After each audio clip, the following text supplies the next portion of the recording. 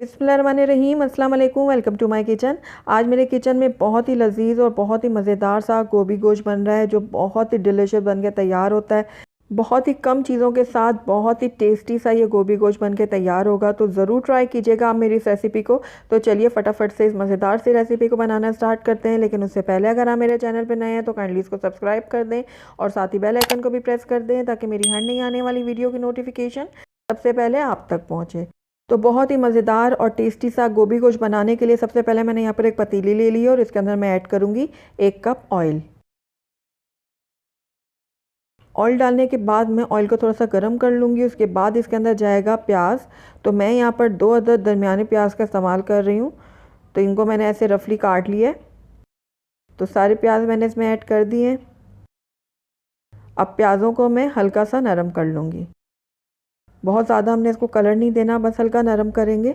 मुझसे किसी ने कमेंट करके पूछा था कि आप प्याज को लाल क्यों नहीं करती। तो हम प्याज को यहाँ पर लाल इसलिए नहीं करते क्योंकि हांडी को हमने बहुत ज़्यादा कलर नहीं देना होता, क्योंकि ये गोश्त वाली जो हांडी होती है उसमें कोई ना कोई सब्ज़ी डल रही होती है, तो वो खिली खिली सी नहीं बनेगी, उसका कलर जो है वो डार्क टोन में चला जाएगा। तो 2 मिनट प्याज़ों को ऑयल के साथ पकाने का मकसद ये होता है कि ऑयल की जो अपनी ख़ास हीक होती है वो ख़त्म हो जाए और प्याज भी हमारे थोड़े सॉफ्ट हो जाएँ। और अक्सर रेसिपीज़ ऐसी भी हैं जिसमें जो है वो प्याज को ब्राउन किया जाता है, तो मैं इसमें ब्राउन प्याज करती हूँ। लेकिन ये जो नॉर्मल गोश्त वाली हांडी होती है उसमें मैं प्याज़ों को इसी तरीके से रखती हूँ। तो अब ये देखिए प्याज जो है अच्छे से नरम हो चुके हैं। अब इस टाइम पे आकर इसके अंदर मैं ऐड करूँगी मटन। ये आधा किलो मैंने मटन लिया है। आप चाहें तो बीफ का भी इस्तेमाल कर सकते हैं और चिकन का भी कर सकते हैं। मटन ऐड करने के बाद इसको थोड़ा सा मैं करूँगी मिक्स। साथ ही इसके अंदर मैं ऐड कर दूंगी लहसुन अदरक का पेस्ट। तो यहाँ पर 1 खाने का चम्मच भर के मैंने लहसुन अदरक का पेस्ट लिया। तो इसको भी मैं इसमें ऐड कर देती हूँ। लहसुन अदरक को भी मैं गोश्त के साथ 1 मिनट के लिए फ्राई करूँगी, ताकि लहसुन अदरक के अंदर जो एक स्मेल होती है वो ख़त्म हो जाए। तो लगातार चम्मच चलाते हुए मैं लहसुन अदरक को भी फ्राई कर रही हूँ। तो अब इसके अंदर हम कुछ ड्राई मसाले ऐड करते हैं। तो सबसे पहले इसके अंदर मैं ऐड करूँगी नमक। नमक आप अपने टेस्ट के अकॉर्डिंग डालिएगा, जितना आप लाइक करते हैं। उसके बाद सूखा धनिया यहाँ पर मैंने लिया है आधा खाने का चम्मच। ये भुना हुआ कुटा हुआ मैंने लिया सूखा धनिया। और साथ ही मैंने आधा चाय का चम्मच लिया है हल्दी पाउडर और 1 चाय का चम्मच इसके अंदर मैं ऐड कर रही हूँ ज़ीरा पाउडर। तो अब इन तमाम ड्राई मसालों को मैं थोड़ी देर पका लूँगी गोश्त के साथ, ताकि ये भी अच्छे से पक जाएँ। साथ ही इसके अंदर मैंने ऐड किया है 1 बड़ा टमाटर। इसको मैंने इस तरीके से स्लाइस में काट लिया। टमाटर को भी मैं मिक्स कर लूँगी। तो सारी चीज़ें अच्छे से मिक्स हो गई हैं। अब इसके अंदर मैं ऐड करूँगी पानी। तो 2 गिलास पानी इसके अंदर मैं ऐड कर रही हूँ। आप अपने गोश्त के हिसाब से ऐड कीजिएगा, जिस हिसाब से आपका गोश्त गलता है उस हिसाब से आप उसमें डालिएगा। तो 2 गिलास पानी ऐड करने के बाद मैं मिक्स कर लेती हूँ इसको। अब इसको कवर करूँगी और मीडियम आंच पे तकरीबन 10 मिनट के लिए इसको पकने के लिए छोड़ दूँगी। तो जब तक हमारा गोश्त पकता है तब तक हम यहाँ पर गोभी को कट कर लेते हैं। तो यहाँ पर मैंने फूल गोभी ली है 1 किलो और इसको मैंने अच्छे से धो लिया था।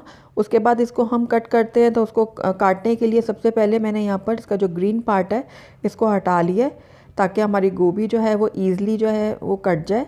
तो ये देखिए इस तरीके से फूल जो हैं वो बहुत आसानी से निकल आएंगे। तो देखिए इस तरीके से सारे फूल मैंने अलहदा कर लिए हैं।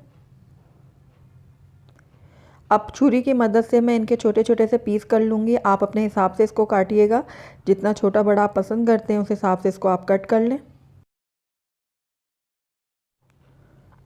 तो फूल गोभी को मैंने बहुत अच्छे से कट कर लिया है, ये देखिए। तो आइए अब हम गोश्त को दोबारा से चेक कर लेते हैं। तो तकरीबन 10 मिनट हो गए हैं गोश्त को पकते हुए। तो ये देखिए टमाटर प्याज अच्छे से नरम हो चुके हैं। अब इस टाइम पे आकर इसके अंदर मैं ऐड करूँगी लाल मिर्चों का पाउडर। तो मैं यहाँ पर 1 खाने का चम्मच इस्तेमाल कर रही हूँ। आप अपने टेस्ट के अकॉर्डिंग डालिएगा, जितना आप पसंद करते हैं। अब लाल मिर्चों को भी मैं मिक्स कर लूँगी। उसके बाद इसको दोबारा से मैं कवर करूँगी और इसको तब तक पकाऊँगी जब तक गोश्त हमारा गल नहीं जाता और पानी हमारा ड्राई नहीं हो जाता। तो तकरीबन 25 से 30 मिनट हो गए हैं गोश्त को पकते हुए। तो आइए इसको हम चेक कर लेते हैं। तो ये देखिए पानी जो है वो अच्छे से ड्राई हो चुका है और तमाम मसाला जो है वो अच्छे से गल चुका है। ऑयल भी आप देख रहे हैं कि अच्छे से सेपरेट हो गया सारा। तो गोश्त को अब चेक करते हैं कि ये गला है कि नहीं। तो ये देखिए बहुत अच्छे से हमारा गोश्त भी गल चुका है। तो अब इस टाइम पे आके इसके अंदर मैं ऐड करूँगी अदरक का पेस्ट। तो 1 खाने का चम्मच यहाँ पर मैंने अदरक का पेस्ट लिया है। आप चाहें तो इसको जूलियन कट में काट के भी इसमें डाल सकते हैं। अदरक को अभी गोश्त के साथ मैं 2 मिनट के लिए भून लूँगी। बाद में अदरक डालने से ये होगा कि इसका बहुत अच्छा सा फ्लेवर आएगा, तो इसलिए हमने अदरक को बाद में ऐड किया है। अब इसके अंदर मैं ऐड करूँगी गोभी जो अभी हमने काट के रखी हुई थी। तो देखिए सारी गोभी को मैंने गोश्त में शामिल कर दिया।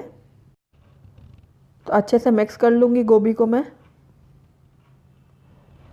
फ्लेम को अब मैंने लो कर दिया और लो फ्लेम में तकरीबन 5 से 6 मिनट के लिए इसको भूनूंगी और तब तक भूनूंगी जब तक गोभी हमारी थोड़ी नरम नहीं हो जाती। तो बिल्कुल लो फ्लेम में मैं इसको भून रही हूँ। तो लगातार चम्मच चलाते हुए मैं गोभी को भून रही हूँ। तो तकरीबन 5 से 6 मिनट हो गए गोभी को भूनते हुए और आप देख रहे होंगे कि गोभी अब काफ़ी हद तक नरम हो चुकी है। अब इसके अंदर 3 से 4 अदद मैं हरी मिर्चें साबुत इसमें ऐड कर रही हूँ। हरी मिर्चों से बहुत ही अच्छा फ्लेवर आएगा इसमें, और साथ ही कटा हुआ हरा धनिया इसमें मैंने शामिल किया। दोनों चीज़ों को अच्छे से मिक्स कर लूँगी मैं गोभी के साथ। तो मिक्स करने के बाद इसके अंदर मैं बिल्कुल 2 घूंट के करीब पानी ऐड कर रही हूँ।